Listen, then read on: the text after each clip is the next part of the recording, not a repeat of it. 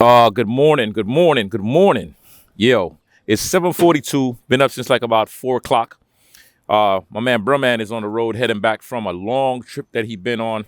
Rode up to Maine and then came back down, went through New York and all that stuff.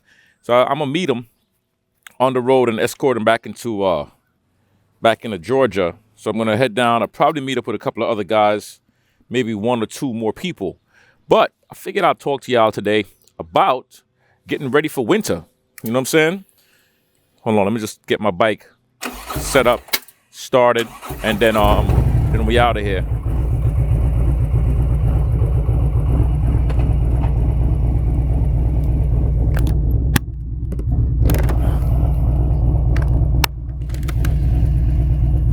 Make sure my mic is set up too. That's important, right? That's very important.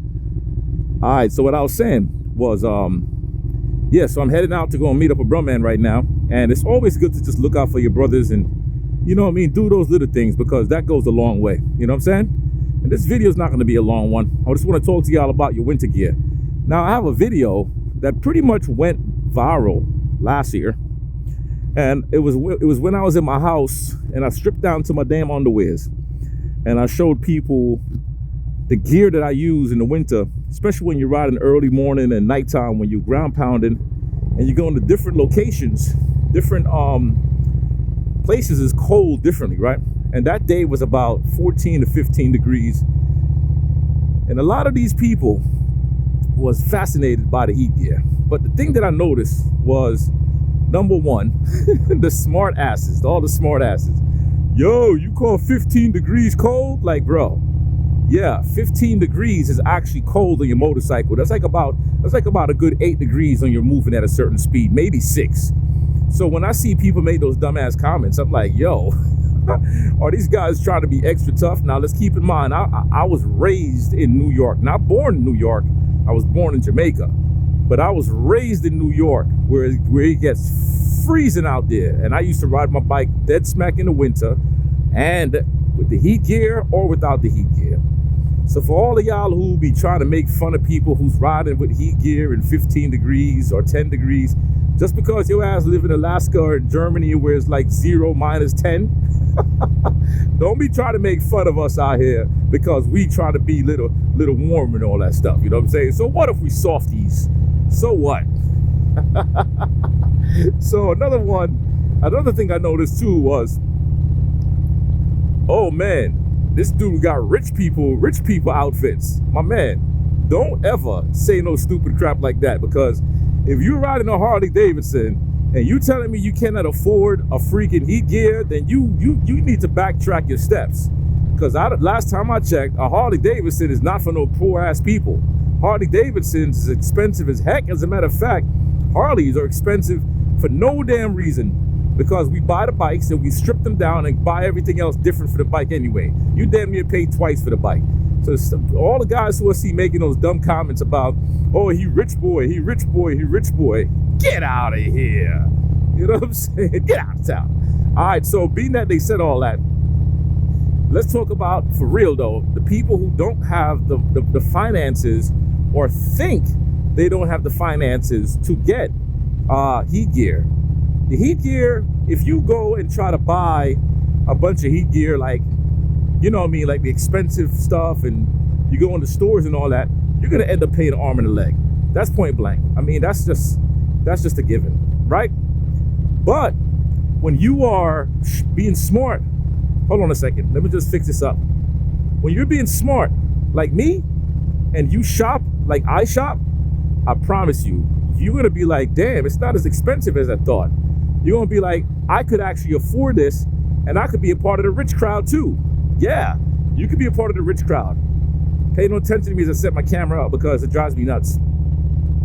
And first of all, let's talk about where I shop at. I always shop on Facebook Marketplace. That is the place to go. That is the place to shop. You will save a lot of money. The gear that I've had, I bought the Gerben gloves. I had the liner I got from eBay. And then after that, I went and got me The shoe liner, I went to Cycle Gear, got the shoe liner, and that was perfect. And then I bought the underliner for the pants. And let me tell you, all of that stuff, you could afford it. Now, if you say you can't put money aside and you can't budget your money and save your money, you can't put away $50 a month or something through the summer, then you're telling me that you don't know how to manage your money. Because, think about it. If you're in a club, right? If you're in a club, you already know that most clubs, for some reason, I don't know who invented this, but it seems like a lot of clubs only want to go to bike nights. They don't want to ride into a lot of places. They don't want to do a bunch of nothing. They just want to go to bike nights. It's kind of like what clubs are doing now. I don't know what happened to all the riding and the brotherhood building on the set. I don't know what happened to all of that. But it seems like every time I'm with a club member, even when I was in the club, everything was about going to bike nights. Hey, let's go to Pseudos. Hey, let's go up to this event. Let's go to this anniversary. Okay, that's what it is. I get it. But look, my point is, how much money are you spending for these events? $15, $20. Some of these clubs want $30 for you to come in and support them, right? So then you're going to talk about drinks, and a lot of y'all like smoking y'all cigars. So, hey, take some of that money and put that money away and start buying your stuff. Now, for you guys who are not in clubs, a lot of y'all end up doing these little cheap little rides, and y'all go into places, y'all going to these rallies and hoping to meet people there and all that stuff. I get it. It costs money to ride. It costs money for hotels. It costs money. You got to prioritize. Okay, maybe this year I'm not going to go to Daytona. I'm going to take that $200 that I was going to spend anyway. That actually $400 because the hotel fees are expensive as heck. All right?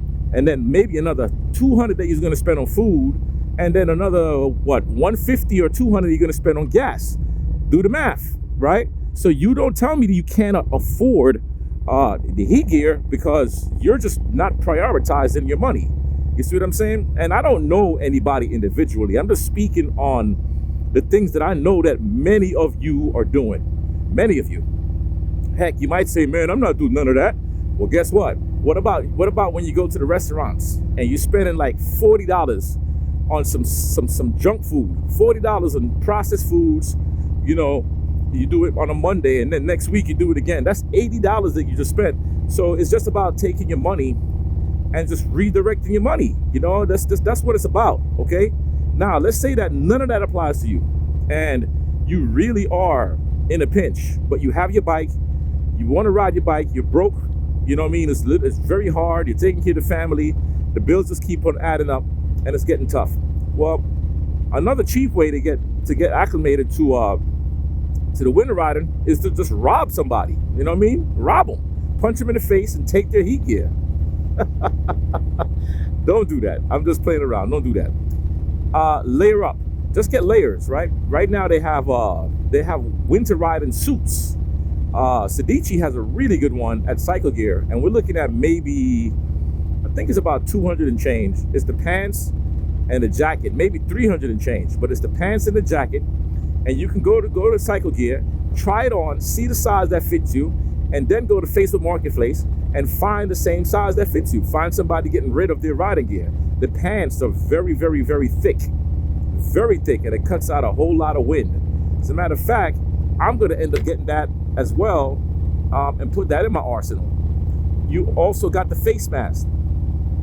The face masks, those are like, let me just open up my vent. The face masks, those are like, I would say, $25 to $30, depending on the brand that you're going to buy. And those are amazing for cutting out wind and stuff that will hit you in the back of the neck or under your throat. So that will automatically keep you warm. Remember, if you keep your throat area warm, once this is warm, a lot of the rest of your body is also warm. The gloves, the type of gloves you ride with, get the heavy duty winter gloves. Once again, you don't have to buy this stuff brand new. They have heavy duty winter riding gloves, and they're like gauntlet styles. They'll roll all the way up here and cover up all the wind from going through your jacket. You see what I'm saying? There's always a way. Your socks, get the thick wool socks.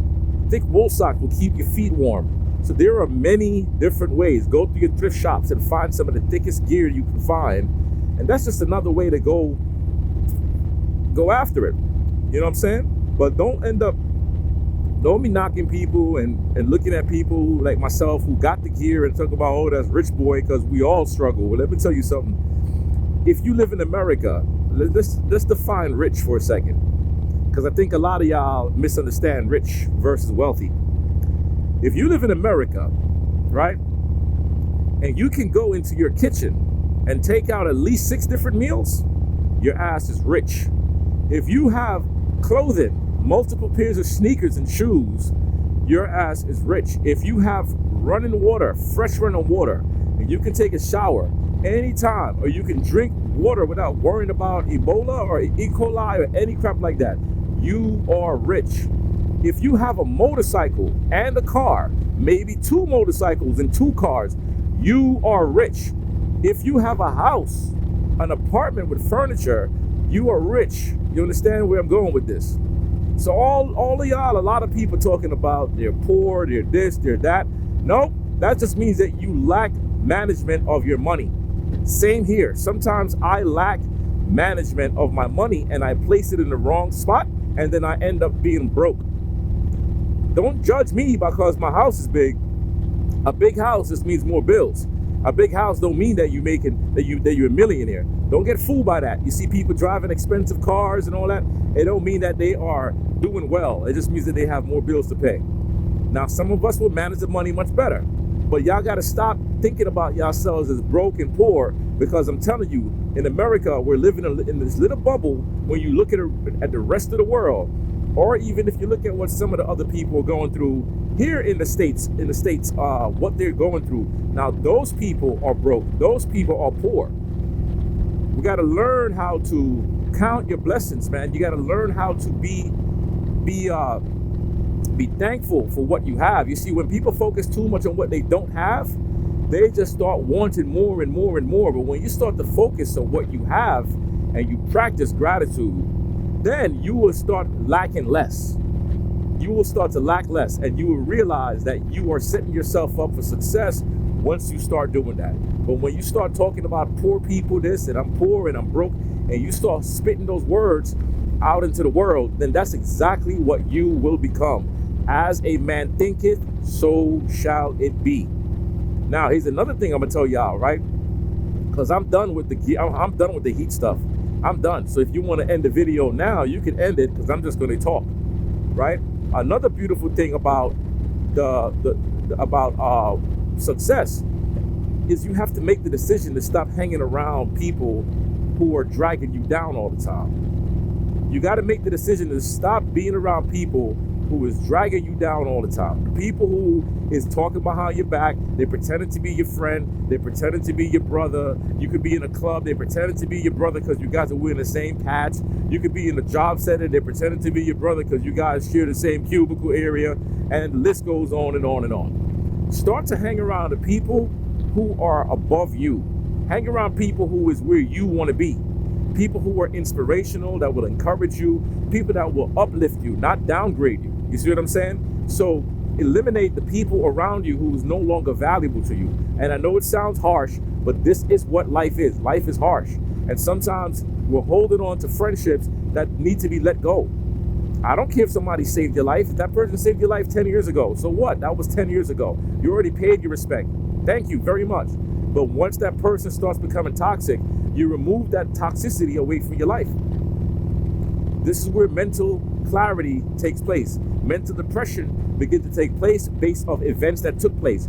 Depression is based on what happened in your past. Anxiety is based on what never happened yet, and is something that's going to happen in the future. But if you start to live in the now, and you start to make those very important decisions for your life, for your family, for your spirituality, for your emotional, for your physicality, for all these things, and your financial, when you start to make the decisions here, then you start to really own your life. But if you keep on doing the same thing every day, and you keep on allowing the narrative to break you apart, then you're just going to become a part of the same exact crap that's going on in the planet.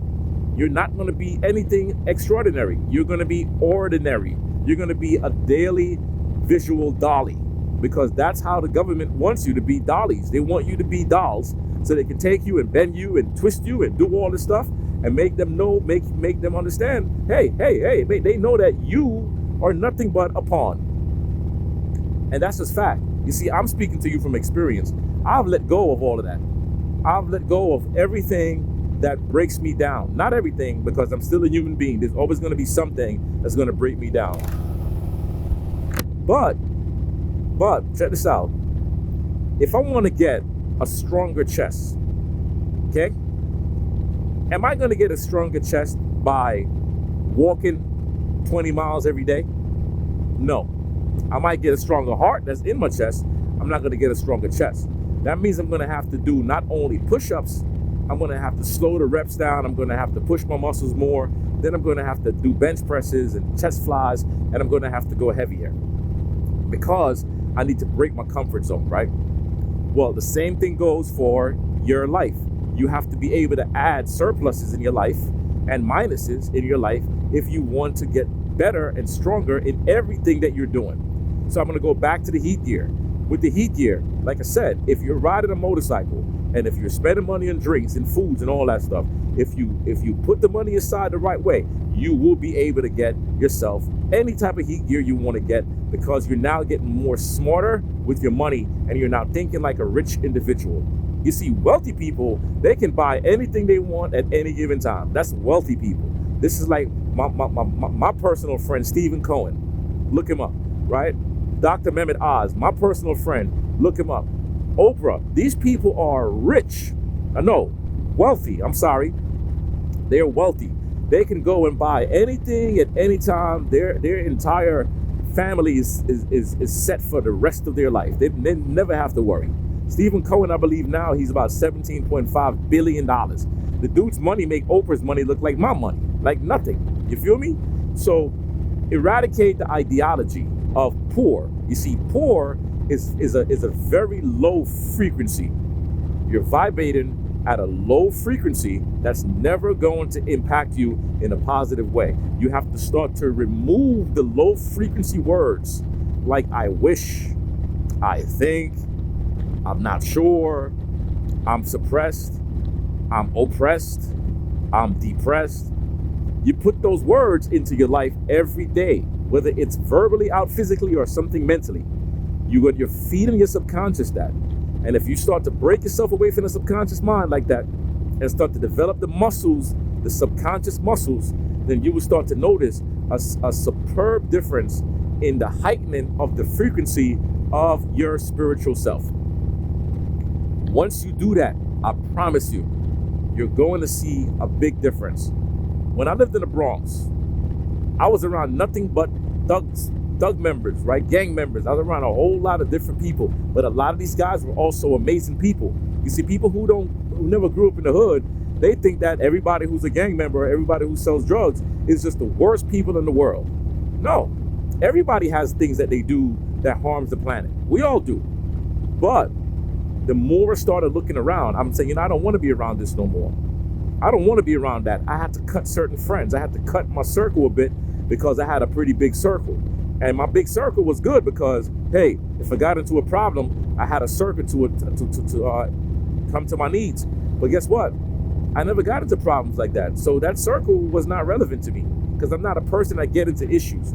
I'm the type of guy that would, hey man, instead of us fighting each other, let's go have a smoothie and sit down and talk about the problem. That's me. You know what I'm saying? But if you decide that you want to take it to the next level, I have no problem with taking it to the next level. That's only because I have to. But we don't need to do that. Now, I made the decision to change my environment, and I started hanging around more successfully minded people, whether they were physically better, materialistically better, mentally better, whatever it was. They were richer in all of those aspects than I was. And I got a chance to learn from a lot of those people, and I'm still doing it. Even right now, to this very day, I realized a whole lot of things that I would never do again in my life because I learned through the experiences. Like, for example, I would never join a motorcycle club ever again in my life. The only club that I would ever join again would be Iron Bread, because that's who I rode with. I don't believe in hopping around and all that. I believe in sticking to what I know, and Iron Bread MC is what I know. Just like every other thing, they have their problems like I do. but I'm not gonna go run into this club and that club and that club. No, that's not my personality, right? So I will never join another MC ever again, okay? Why? Because I learned over the years that one of the principles in being richer in your life is to stay committed to your decisions. When something don't feel right, you don't go through it. When it don't feel right, you stop, you think, you strategize, and you make the decision. Is this something I really need to do? Or do I just leave it alone? You see what I'm saying? So that's my talk for y'all, man. I'm giving you guys a lot. I know that many people don't want to hear this stuff, but Ride Fit Nation is going to keep on giving you the knowledge that I learned, that I acquired as a 40-year-old man who has been through a whole lot in his life, who does not allow life to break him down. I don't allow my tears to flow for no reason. If I'm going to cry about something, please understand that the decision will be made after that. I'm not crying just to cry. I will cry and let the tears flow, but know that by the end of that day, I've made decisions that's going to impact not only me, but my family as well, and even you guys that's here on Ride Fit Nation. All right? And I'm going to tell y'all real quick. The Ride Fit Nation concept, the YouTube thing, sometimes I'm like, I don't really care about being on YouTube anymore, because I told you guys in my last video, the channel seems to have been at a standstill. And I'm not going to cry about that. Am I happy about that? No, I'm not. But I'm using this as an example, is what I'm talking about. I'm never going to quit on you guys. I'm going to keep on spitting the fire. I'm going to keep on growing you guys. I'm going to keep on instilling energy in you guys, because I don't have time for demons in this planet. I'm trying to eradicate. No, I am eradicating the demons in this planet. I promise you, man. The words that I speak, these words are naturally inherited. They're naturally invested. They're naturally implanted into my spiritual realm. How about that? All right. So anyway, this is Sensei telling you, let's keep on getting these miles. Let's get that money. Let's get that muscle. I might throw some B-rolls of Bro Man riding when I see his crazy self. And that's about it. All right. I'm out of here. Peace.